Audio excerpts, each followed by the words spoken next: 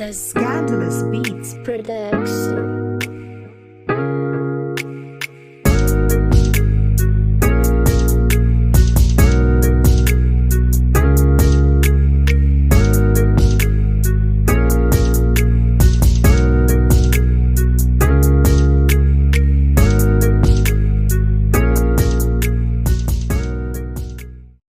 It's your lovely host, Tiasha Tonies, and I'm sipping hot chocolate at the round table today with Keith Burgess. So, welcome to the set, Keith. How you doing? I'm doing pretty good. How about you? I'm doing well. I'm blessed and I'm sober. Blessed and sober. I'm blessed and sober. I can shout right there, yo. Don't get me started early.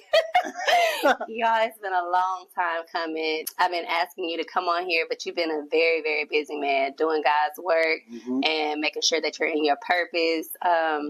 So what is it that you actually do, Keith?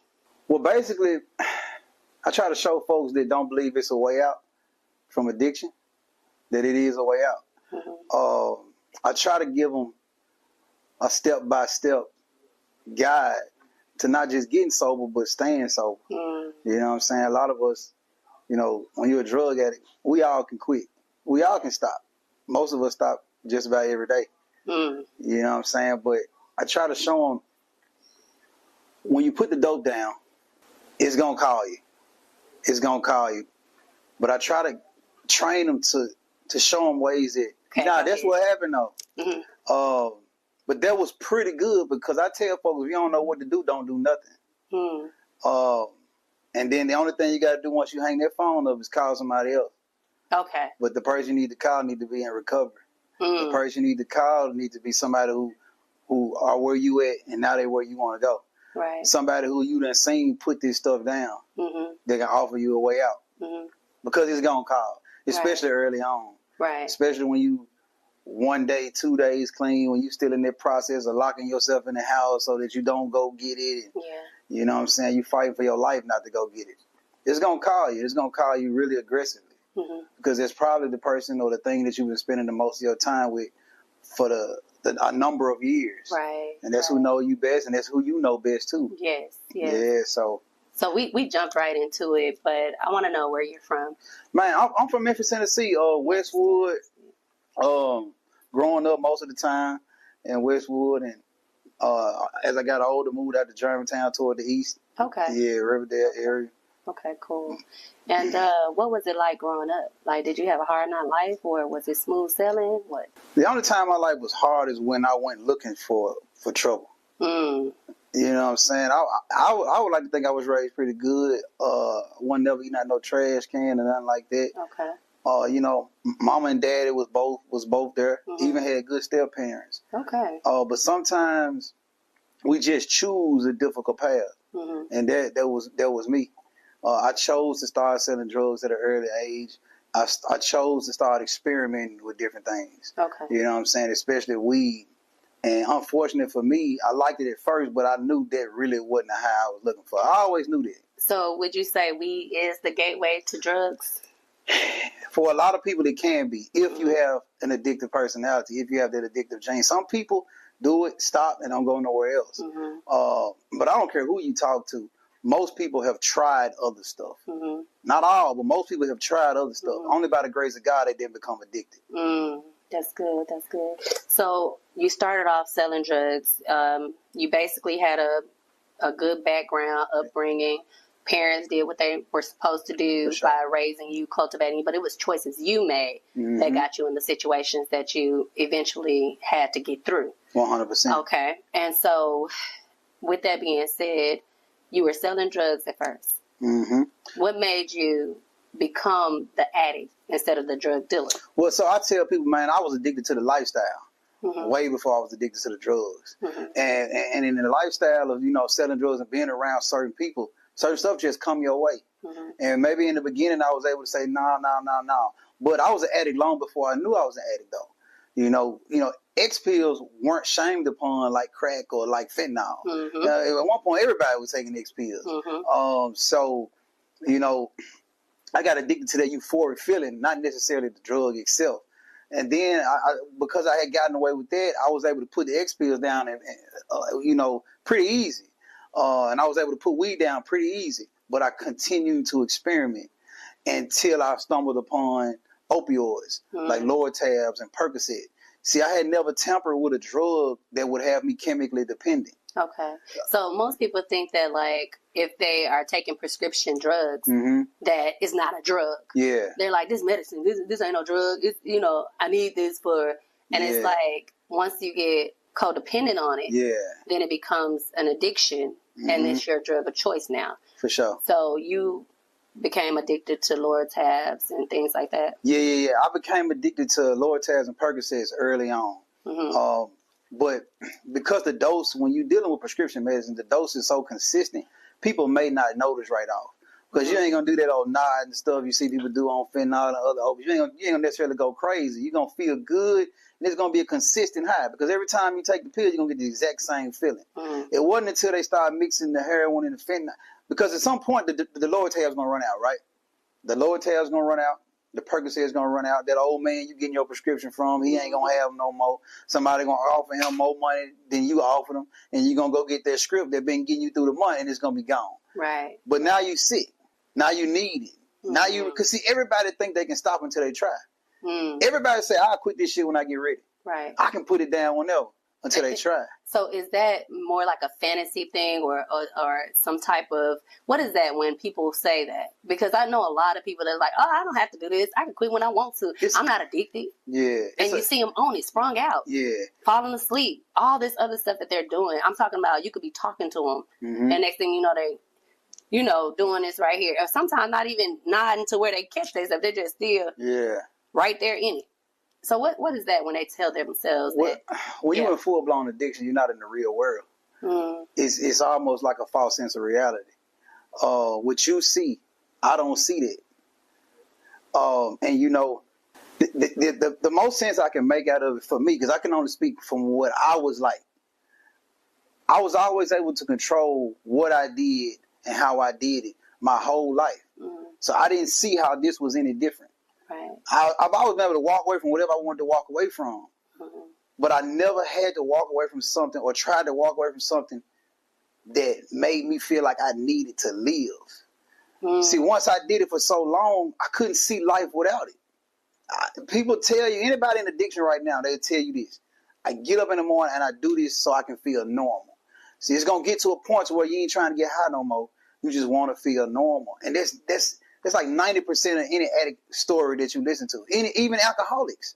Some people wake up in the morning, take drinks first thing in the morning to get their day started. And that's their new normal. That's their new normal. And in your mind, you can quit it because you don't really know what it's going to take to stop until you try. That's why so many people go out, come back, go out, come back, start, stop, over and over again, because when you try to stop, that's when you realize, oh shit, this ain't really what I thought it was. Right. Yeah. And then by this time, for me, I was 7 years into the game. I was 7 years into my addiction before I really understood the hold that it had on me. Yeah. 7 years. 7 years into your addiction, but a whole year, over a year sober. Yeah. Oh my God. Yeah, for sure. By the grace of God. A whole year sober. Yeah. And Keith, I just want to say this to you, because my brother, he passed away from fentanyl. May he rest in peace. And then, I'm going to touch on that real quick. So when you were saying, hey, Keith, come, let's do the interview, a lot of people invite me to their stuff. But this is what I do. First, I vet them. I check them out. And I have to understand one thing before I go do an interview with anybody. Like, your passion to see people to stop dying from overdoses, it has to be not as strong as mine, but it's got to be a will there to want to see some type of change with it. It can't just be, just come on, because he'd be good for some views or whatever. But when you told me your brother passed of an overdose, and you were adamant, and then in the conversation, it kept coming up. Like, it don't get no closer than the brother and the sibling love. You know what I mean? So that's the reason that we're here doing this today, because it's one of them God moments. I try to operate in the spirit as much as I can. Of course, I'm human. I fall short. Yeah. But as much as I can, I try to operate in the spirit. And it was even some things that almost kept me from coming here this morning. But I kept hearing that voice saying, this ain't about you, Keith. Like, you must go. So that's what we're here for today. a lot of people, so what I was saying is my brother passed away from it. I didn't tell you that at first. When I just was congratulating you, telling you you're doing great, because I heard the song. That song went viral. That's how I was introduced to you. And I said, who is this guy? Because I wanted to do a song, a tribute to my brother when he passed away. And I haven't done it yet. And then I, add you. You finally, went on to accept my friend request on Facebook. And then after that, I messaged you and I did a voice clip and I let you know that I was, proud of what you're doing. And I'm thankful for what you're doing, that I had a song that I, wanted to give to a loved one. And you was like, why you ain't do it yet? You need to go and do it. What you waiting on? And I was like, yeah, it's some things that need to be in place. You was like, no, you need to go and do it. And so from there, I was able to watch you, and see your recovery and the process and how you were reaching out to people, helping people. It's a ministry, what you're doing. It's nothing but God ordained. And I like genuine people. Yeah. And to see you, I just want to celebrate your life because I'm proud of you. I'm proud that you answered God when he said it's time to come away from that. When he said, I need you to do my will. You gave him a yes and you put down the drugs. No matter what it took, you did it. And my brother, he didn't get that opportunity or he didn't take that opportunity. So I grieve him every day. And to see you makes me proud. It makes me happy because I know that you can help somebody else to not go through what I'm going through, what my other siblings are going through, what his children are going through, what people that have died have went through. So I'm thankful. I'm so thankful that you said my life is more important. It's not about me. There's somebody else that need me, and God is calling me for you to be able to hear God's voice, even in the midst of what you were doing, even in the midst of the addiction. So that's why I wanted you here, because I want people to be able to see that they can. Yeah, they can. I didn't get a chance to talk to my brother. I didn't get a chance to tell. I didn't even know he was on drugs. I didn't know. And he ended up going to the hospital, had an overdose, went to the hospital. They brought him back. I guess they gave him the Narcan. Yes, they gave him that. I was speeding to get to my brother. He went to the hospital. I met them. Well, he was in the ambulance. I followed the ambulance truck because they was like, how you get from one side of town all the way to East Memphis? That's my brother. That's my brother. I'm coming. And it was in the middle of the night. I came, woke up out my seat, jumped, went to my brother, followed the ambulance truck to the hospital. He ended up coming back. He's fighting with the nurses and the doctors and all of that stuff. And I came in there and I told him, hey, because he listens to me, chill. Let them do what they need to do. That's when I found out that my brother had been doing fentanyl. He got out of the hospital, and not even a month later, he died. So for you to sit here on this platform, fully sober, taking the opportunity that God has given to you, making it about others and not just yourself, being able to be there for your children, for your beautiful woman, I'm thankful. So thank you. Much gratitude. Yes. I'm grateful for you too. I'm grateful for the opportunity, man. I really am. So I'm a crybaby. This is really heartfelt. It means so much for you to be here. But I want to know what you went through while you were on, the drugs that you were on, the opioids, the fentanyl. And I think you said you even experimented with crack. Yeah. So hell on earth. Hell on earth. Hell on earth.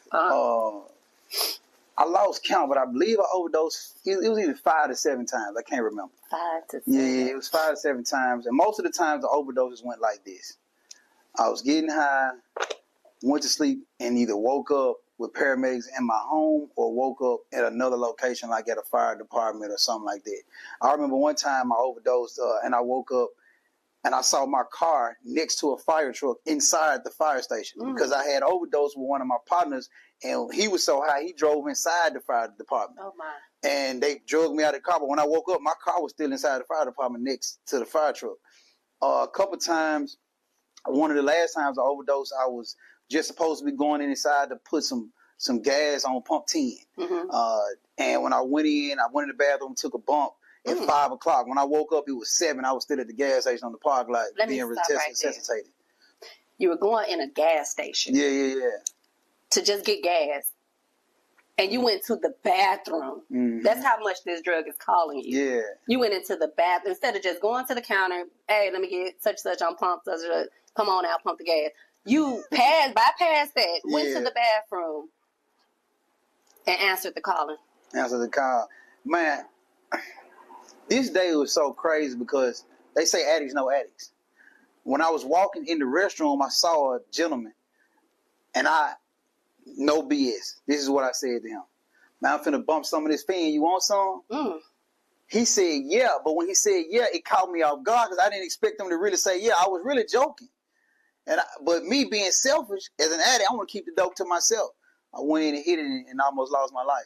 I woke up that day with my chest. My chest hurt for 2 weeks because they had bruised my ribs, giving me CPR for over 45 minutes until the response got there.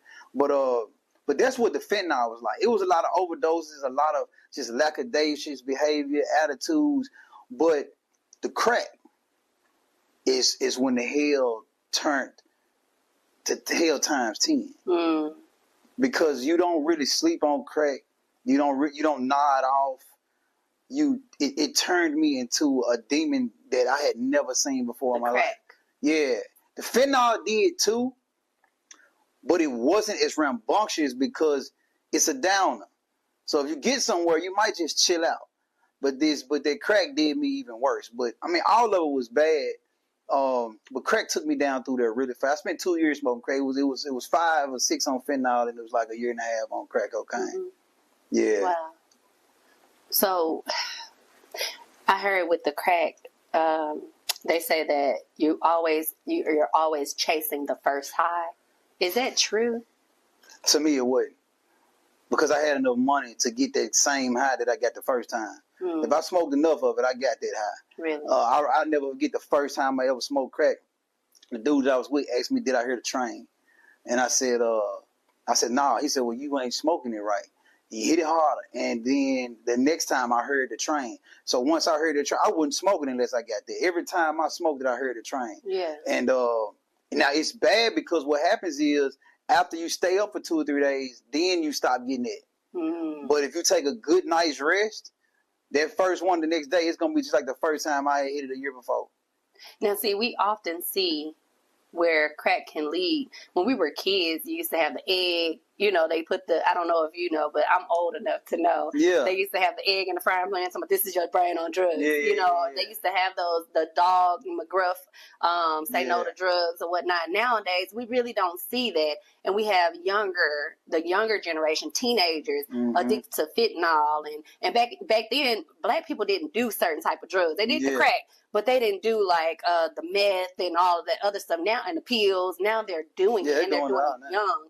And I often say, I've showed my children people that are on the streets. Yeah. Because, see, I don't need you to have a fairy tale about what drugs can do to you. Yeah. I want you to see people talking to themselves. I want you to see how bad and they're itching and they're scratching. See, what people don't understand, when you see people on the street, they got to understand they ain't wake up on the street. Right. It's a process. Yep. Addiction is gradual. Come on now. Everybody who on the street walking around eating out the trash can, talking to themselves, they had wives and husbands and cars at one point. Jobs. Yeah, it's a trickle. Man, look, it's a spiral. And some people, it spirals. It depends on how much you start out with when you start getting high. When I started getting high, I was at 6 figures. So it was a long time before, even when I came out, people were like, you ain't never smoked no crack. You ain't never did no fentanyl. No, you didn't know, because I had stuff. I had stuff. So I didn't look like the typical crackhead unless you were really close to me. You sleeping in the bed with me at night, or I'm talking on a day-to-day basis, but I can post it. I can go get a haircut and post a cute picture on Facebook. Yeah, anybody can do that. You will never see it. Yeah. But I was battling real demons, real life demons that today that I still battle with. I just don't get high, but I learned to suppress them. Yeah. Yeah. And so a lot of people that I run into, because I mean, my family has addiction. Yeah. Like, oh my God. And I've been through it. You get what I'm saying? Mm-hmm. So my heart goes out to people that have to go through it, children that have parents that are on it, loved ones that want their people to stop, you know, and they don't know what to do. But I see a lot of people saying, man, that ain't me, man. I ain't no junkie, man. That's a junkie, man. And they don't understand that sooner or later, you're going to be that person, right? Yeah, for sure. So I'm just thankful that you're here, and it's beautiful. Hey, this man eat fruits like crazy. It's look like crazy, and I'm saying that because his addiction now is something positive, and it's not even an addiction. He's changed from fentanyl and crack to eating healthy and to be able to help other people and sustain their lives, right? So I want to ask you, what was your breaking point? Like, what was it that made you say, because you said you overdosed like 7 to 8 times, yo, so that wasn't it. It wasn't an overdosing, because you didn't care about that, obviously. You went right back on to it.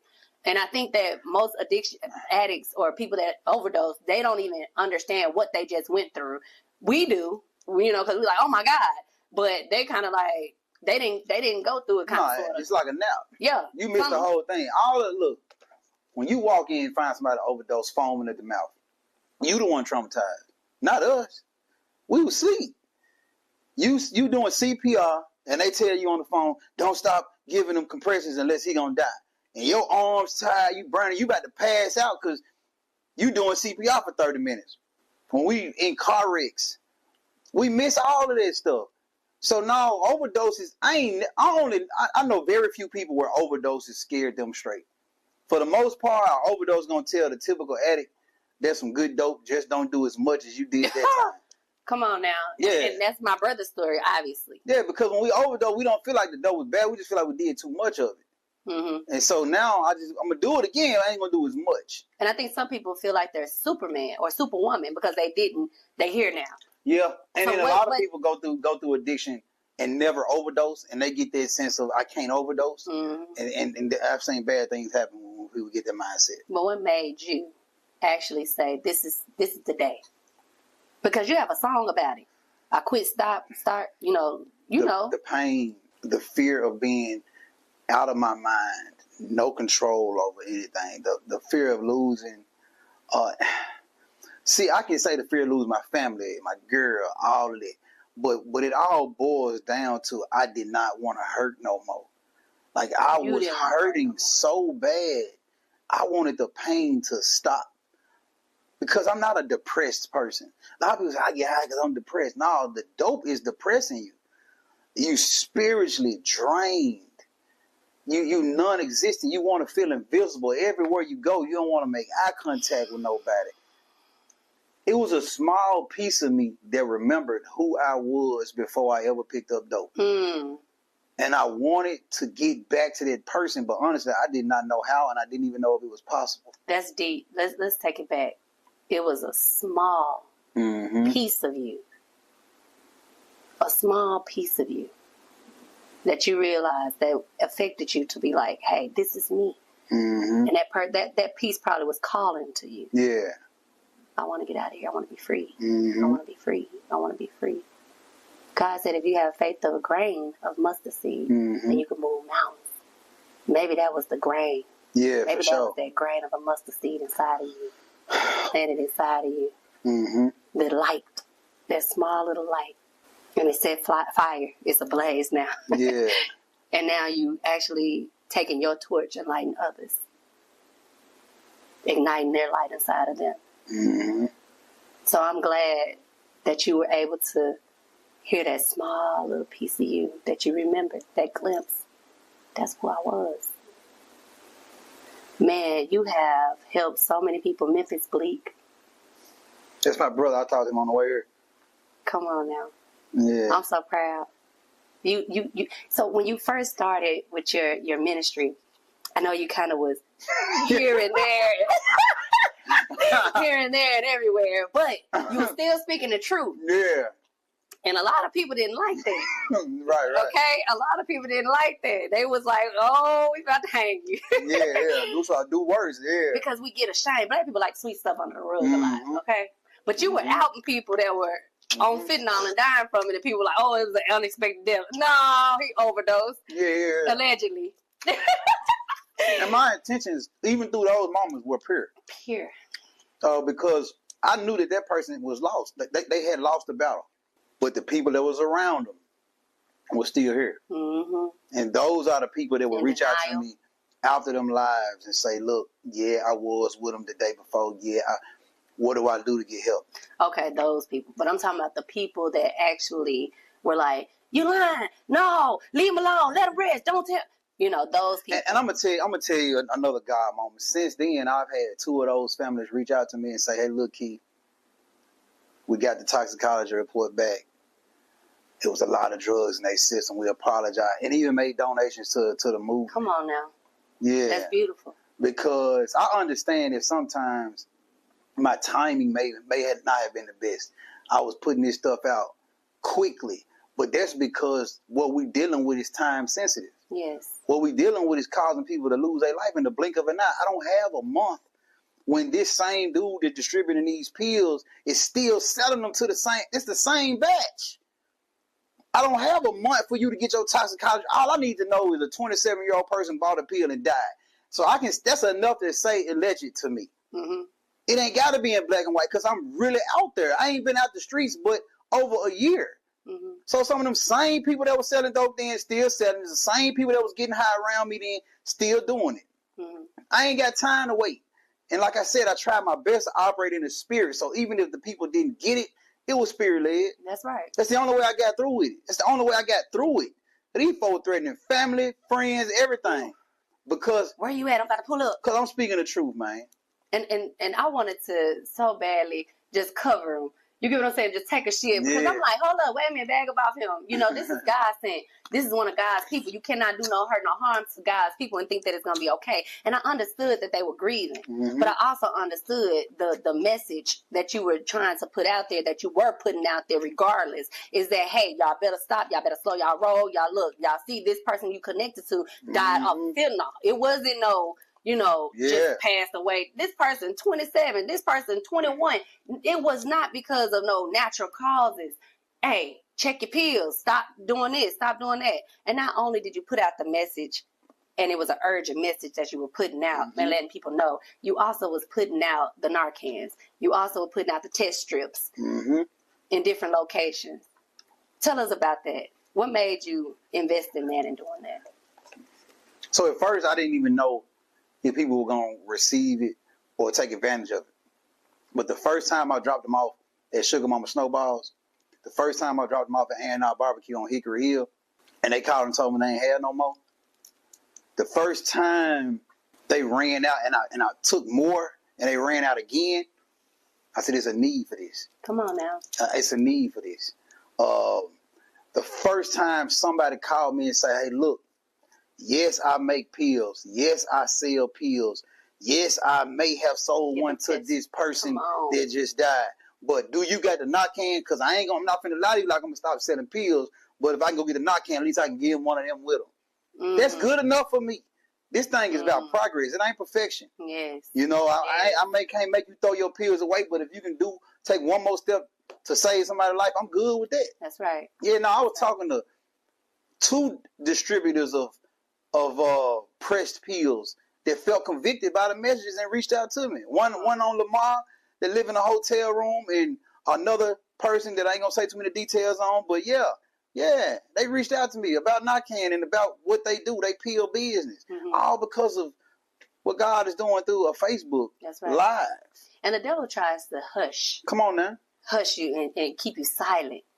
You know, because you can speak things into existence. Your it's power in life. A life or death in your tongue. So when you're out speaking and people are viewing it and they coming, people are, their grief and what they're feeling at that time is trying to get you to be silent. But you couldn't be silent. Right. You have helped save so many lives. And you have given hope to the hopeless. And it's called recovery out loud. Like out loud. So how can he be silent? Yeah. Out loud. And I'm so thankful that you're doing it out loud. You could be ashamed like everybody else. You could be embarrassed. You could be like, yeah, I got clean. This is for me. I ain't got time to be. you actually doing what people say they gonna do. Yeah. Once I make it, I'm gonna come back and help. You actually are doing that. Mm-hmm. So I want to applaud you and give your flowers. I thank you. I thank you. We would cover out loud for the ones that do suffer inside, though. Everybody ain't gonna be out loud with this thing, but and everybody ain't gonna make it to the rooms of AA or NA because their stuff is called anonymous for a reason. The reason they call themselves anonymous is because they say what they have to offer is so good they wouldn't even be able to handle the influx of people that were trying to get the help. But see, that stuff was wrote back in the early 1900s when they was battling with alcohol and alcohol only. Alcohol wasn't making folks drop dead. That stuff was built to where, okay, if you lose your job, you're going through a divorce and you want some help, it wasn't for something that was going to cause a sudden death. Come on now. So that's the reason I had to throw that anonymous stuff out the window and say, no, I'm going to do it this way. And I'm going to do it this way for a reason. Because everybody might not make it to a meeting, an AA meeting or something, but everybody going to make it to Facebook. That's why them shares be so important because so many people, might have people come to me and say, look, I've been watching from afar for 3-4 months, but the day going to be the day I do this. I've been watching for 5. Ain't nothing but a seed. That's all we're doing is planting seeds. And every addict, I don't care what substance it is, alcohol, drug, crack, fentanyl, has a moment of clarity. When it hits them and they say, I do not want to live like this no more. In that moment, they're going to need 2 things. They're going to need one person to believe in them. That's it. Any addict can recover if they got one person to believe in them. And they're going to also need to know the way out. That's so good. And when they can look and say, what's a nigga on Facebook named Keith Burgess? He told me, let me inbox him. Or let me see, even if he just send me somewhere. Because I ain't got no cape. I ain't got no magic wand. I can't fix nobody. That's why I tell you in the song, you got to want it, not need it. You got to want it, not need it. It's not about who needs this message. It's only for the ones that want it. And what's the name of that song? And if you what? The name of the song is Finn by I Love Everybody. And featuring Lil Boosie. And you know, I still tear up when I hear that song. Come on now. I still tear up. Because I remember, listen, man, when you got your butt, I don't care if you've been clean for a year or not. If you got your butt handed to you time and time again by a little old pill or by a little old rock, you ain't forgot that ass whooping that you was taking. Come on now. I still feel it. I'm still rebuilding from it. I'm still breaking old habits from it. I'm still changing my thought process. I'm still working on my complete psychic change. I'm still filling my spirit up. Because I danced with the devil for so long, I still know the routine. Yeah.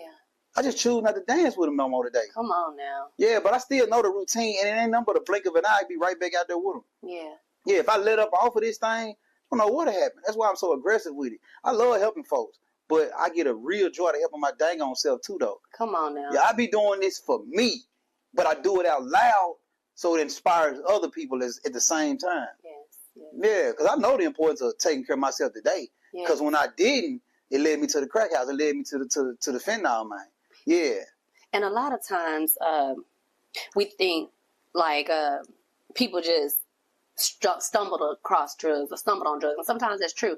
But is it more so that they can't take life and the feelings and the emotions that come with certain things that leads them to trying to get away from the feelings and want to escape reality?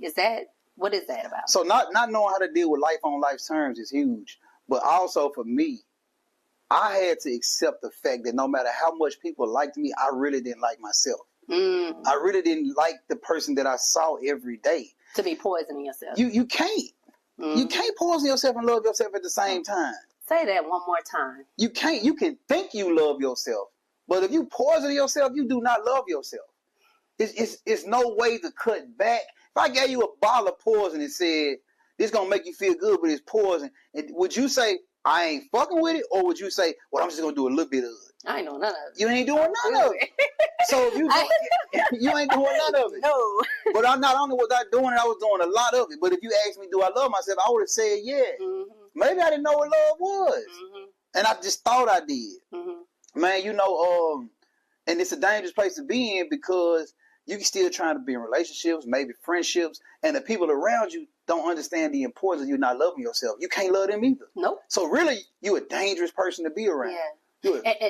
And to love, just for anybody that needs to know, if you really want to know what love is, go to 1 Corinthians chapter 13, 11 through 11 through 13. It'll tell you love is patient, love is kind, love is long suffering. Love I ain't is none of that. forgiving.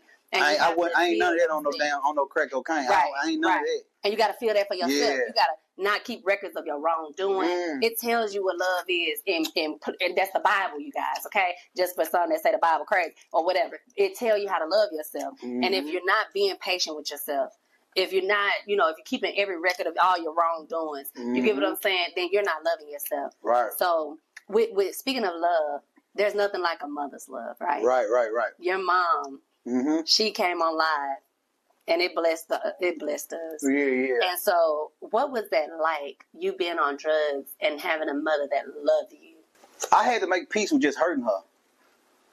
Before I got ready to put the drugs down, I had to make peace with this hurt her, this breaking her down every time she see me under the influence. But I had to make peace with it. Because, see, when you got an addiction to dope, it's first. God cool, the relationship's cool, mama cool, all that. Dope first, everything second. So anytime I seen the hurt of my mom, I didn't like it, but I knew I was going to do it again because I knew I wasn't ready to quit. Yeah. It was so crazy because when I switched from fentanyl to crack, my mama knew. And she had never seen me physically get high, but this is what she said to me one day. She said, I don't know if you done switched drugs or not, but you sure been acting crazy lately. Because it shifted my spirit. It was a whole new demon. And I denied it, of course, but it really came out when I started overdosing. Like when I overdosed and she started finding, because the first couple of overdoses didn't even make it back to her. I didn't let her know. I went to the hospital to spend my time and left on at the hospital. But when I started overdosing in public, then it got to her. And it was crazy. She loved me no matter what. Yeah. Toward the end, she got fed up. She would tell me, you can't be here. I'm finna drop you off on Lamar somewhere where you want to be at. And she would drop me off, and I would sit in hotel rooms, get high and get paranoid and call her. She'd come and get me, and she'd say, look, I'll come get you, but she got to go to rehab. And we did that thing for a couple of years. And I started stealing, but people might say, well, it was just this, but it was still stealing. Yeah. I would take stuff, even if it was small, but I was still taking little stuff, just enough to get me through the day. It got to that point. See, a lot of people make the list, say, I ain't never done this, I had a long list of stuff that I had never done. But the longer my addiction lasted, the more I checked off that list. Right. The more I checked off that list. And when I got to the end, I'm going to tell you, man, the only thing that I had left on the list I never forget, a dude walked up to me in rehab. He said, you ever suck dick for crack? Oh. And I said, no. He said, keep on smoking. Look, I had a list of shit I had never done. At the end, by the time I quit, it's the only thing I had left. But I had heard testimonies from straight men, NFL players, baseball players, that it took them there. Wow.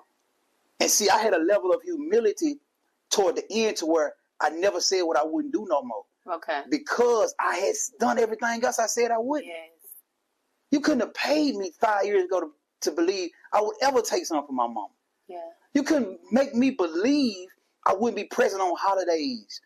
I wouldn't be able to look people in the eye. I would have never believed it. That I'd be walking up and down Sycamore View with no shoes on. Like this Keith Burgess, I'm walking that street with no shoes on. No, I had no shoes on. I started out with house shoes, but I walked today and had no bottoms in them. Come on. Yeah, with $80 in my pocket, enough to get a room, but I'm knowing if I get this room, I ain't going to have enough to get high tomorrow.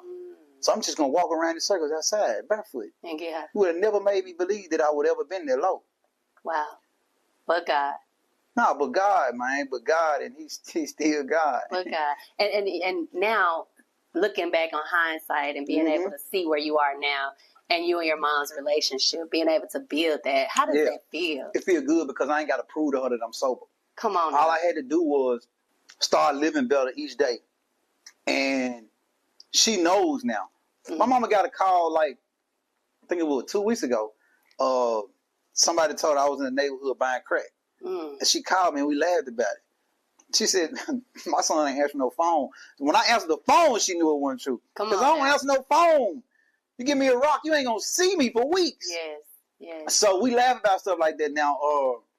And my mama called me for everything. If she needs something, hey, go pick this up and take her here. Go pick your granddad up, take your granddad to the beauty shop. Take your granddad. Reliable. Dependable. You back. That's all I wanted to be, was dependable. You better. Yeah, for sure better. You're better. So Keith, do you have children? Yeah, the girl I'm with got 2 kids. Yeah. And I raised them. Yeah. And I'm in the house with them. Yeah. And they love me. They tell me they love me every day. Every day. Yeah. Every day. And you love them. And I love them. Come on now. So now you know what it is to be loved and love. Yeah. Because you can receive it now. So, and you can give it. Yeah. So they are an experience that I ain't never experienced. Now, I done dated women with kids before, but like not none that called me dad. That's a big thing right there. Yeah. That's a big deal. Nah, they call me dad. When they get in school, I'm there. That's it. You know what I'm saying? I'm at the school. That's it. 6 in the morning. You know who they want to be proud of them. And who they depend on. And I want them to be proud of me. And I'm proud of them. That's good stuff. And I'm not going to give this false illusion like they are enough to keep me sober. Because I don't care what drug addict it is. A child, a parent ain't going to keep you sober. But they are a damn good reason to stay sober. Come on now.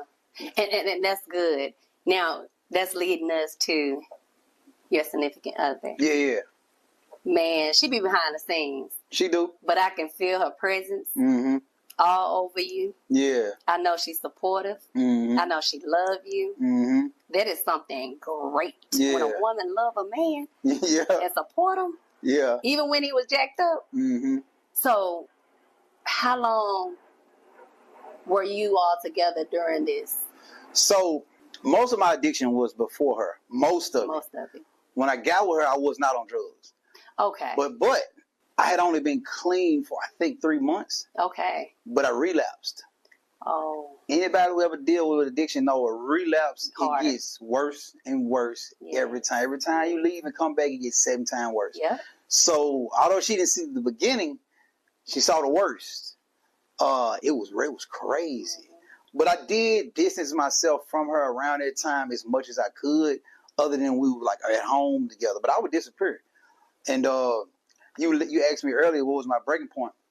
I'll never forget texting her from McDonald's parking lot. I was sleeping in McDonald's parking lot in Collierville. I started going to the good parts of town to get sleep so people wouldn't break in my car, rob me, whatever. And I can't remember exactly how the message go, but it went like this: I want to come home, and it was like, you can come home as long as you get your stuff together.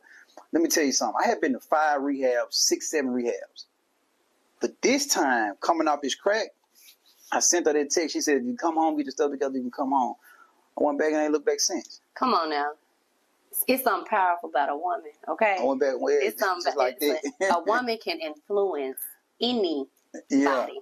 Yeah.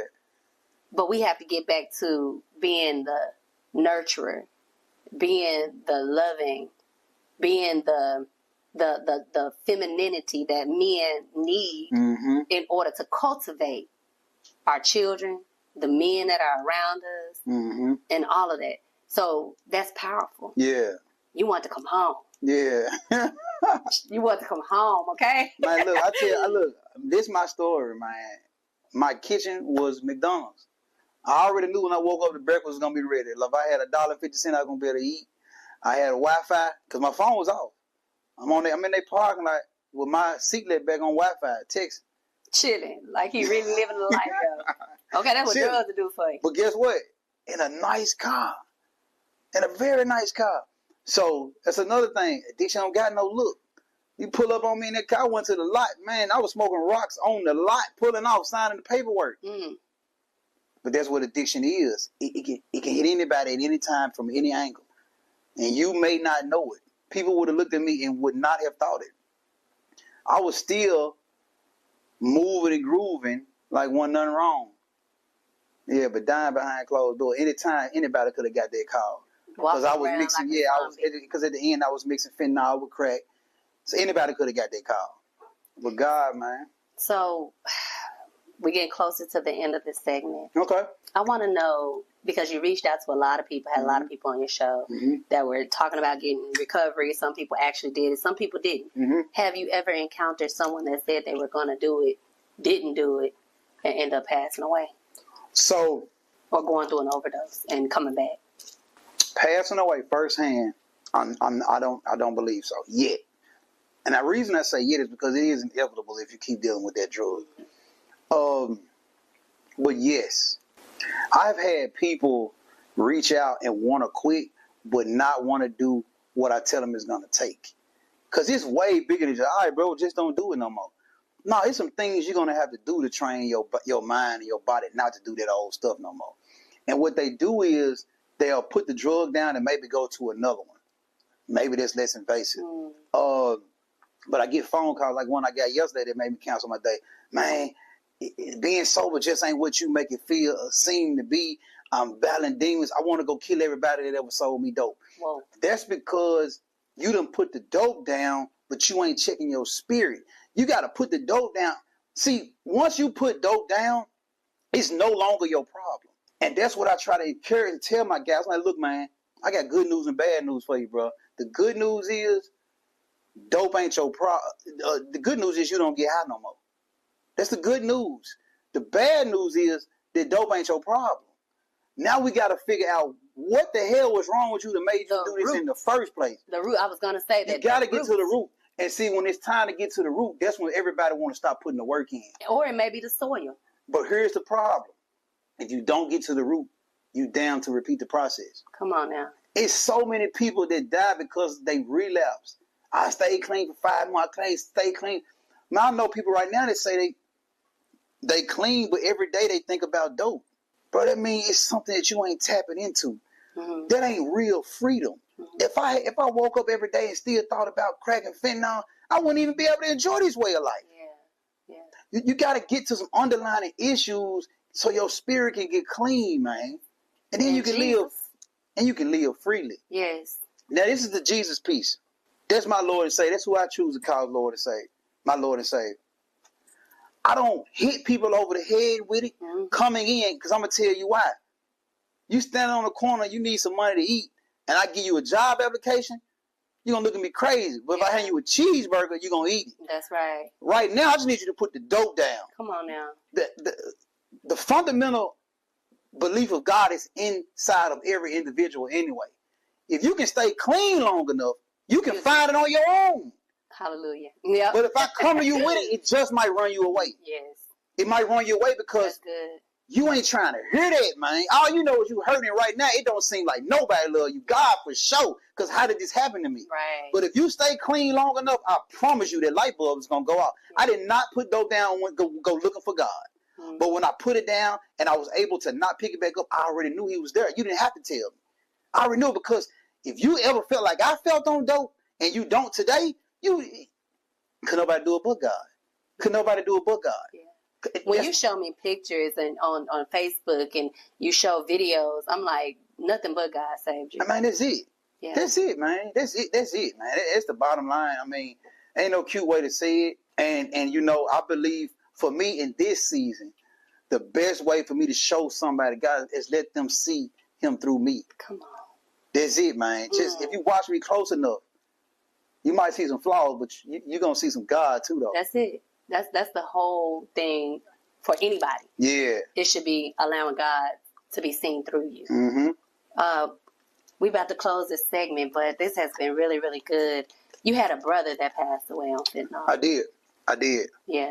My big brother passed away on fentanyl, who I love dearly. My brother showed me so much growing up. My brother protected me so much growing up. But big brother, little brother relationship, we went back and forth a lot. Yeah. But we always looked out for each other. When my brother passed, I was angry that we didn't get it right together for a long time, up until recently. I was devastated because if he went and got some money, sooner or later he put me on how he was doing it. If I did, no matter what. So this sobriety thing, when I thought I was upset at him, I was really more upset at myself, because if I had got it right sooner, I know he would have too. I spent enough time with my brother to know that he wanted to leave substances alone, but we didn't know how to do it. Yeah. At the time, we were uninformed. All we knew is we don't need to do this no more. But we didn't know how to put it down. Yeah. And unfortunately for my brother, he had other health issues as well. He had a weak heart since we were kids. He ran out of time. Yeah. But I will say this. My condolences. He knew God, and I pray in a better place. Yeah. Same here. My brother, too. I lost my brother to fentanyl. Yeah. And I didn't even know that he had overdosed before I knew he had overdosed. They had recordings of him laying in the dirt, and they were laughing in the recording. I cried my eyes out. Why didn't nobody come call who love him? Yeah. Why didn't nobody come get who love him? I'm going to tell you why real quick. When we getting high, we around people that don't love us. That's right. When we get into our addiction, we get far away from people who care about us. And we get around people who going to accept us for our bullshit. Yeah. We get around people that's going to accept us for our addiction. That can't say, this ain't the Keith I know. Because honestly, this is the only person that they know. Yeah. When you get clean, though, it's so easy to get away from those people because most of the people that get high with folks, that's all they got in common. Yeah. We don't even got nothing else in common with folks. Yeah. Think about most bad habits you got. When you cut them off, the people know them to go with them. Yeah, so that's why didn't nobody call you, because he was around a bunch of people that just didn't know no better. They most of the time wrapped up in their own addiction. Even if an addiction to drugs, addiction to ignorance, addiction to attention, Facebook likes, something. But we don't be around good people when we in there, man. It's a hell of a place to be in, and I wouldn't wish it. I'm telling you, I've heard a lot of people talk about addiction, and they all say this: I wouldn't wish it on my worst enemy. That part. Yeah. And Keith, I'm gonna say this: my brother, he survived the being in the dirt. That was the first time. He didn't even know he had it. He didn't know he was doing fentanyl, but he liked the feeling. That's what someone else told me. After he actually did pass, he liked the feeling, so he tried it again. Landed him in the hospital, and that's when I first found out about it. He got out the hospital, not even 30 days later, my brother passed away. He passed away August the 10th in somebody's driveway that he did drugs with. The person went in the house, and my brother died in the driveway, never left. They tried to do CPR, brought him to the fire department, all of that. I went to the hospital. They say he was gone. This here, I'm dedicating this segment to anyone that has ever lost someone because of drug addiction, alcohol addiction. For anyone that has been able to see a loved one recover and now are doing better and no longer addicted. For anyone that is on drugs, I dedicate this segment to you all, to us, because it's a domino effect. Just because one person is on drugs doesn't mean other people that are not on drugs are not impacted or affected by it. So this segment is to all of us, and especially my little brother that's gone, to your brother, big brother that's gone, and everybody else that are watching this. You may have somebody that you love, or you may be the person that's addicted to drugs or alcohol. I challenge you to love those people, but love them in a way that shows God, no judgment, and then also for those that are addicted, to go ahead and find a way out. Keep telling me your recovery program and how they can actually get help. The best thing to do is follow us on Facebook. Keith Burgess. The movement is Recovery Out Loud. The Don't Die Man movement. And we say don't die, man, because you got to give yourself a chance. Dead addicts cannot recover. I mean, that's what we're doing, man. We're going into the schools this year. We'll be at Melrose High School starting. I ain't even made this announcement yet. Yeah. Starting Monday. Yeah, and to try to talk to some of these youth. And we're just going to keep putting the work in, doing the groundwork every day. But yeah, follow us on Facebook at Keith Burgess. Recovery Out Loud. Don't die, man. I love everybody. I love everybody is the name. Yes. And listen, you all, this will be airing in the month of October, which is Substance Abuse Month, Awareness Month. And you can see the spooky skeletons and things like that. You can see the chains. I want us to be free. from addiction. I don't want us to walk around like skeletons or zombies and be alive and still dead. And I don't want us to actually die. So let's recover and let's do it out loud. Let's go. Although we love sipping hot chocolate at the round table, we always bring you the hottest tea.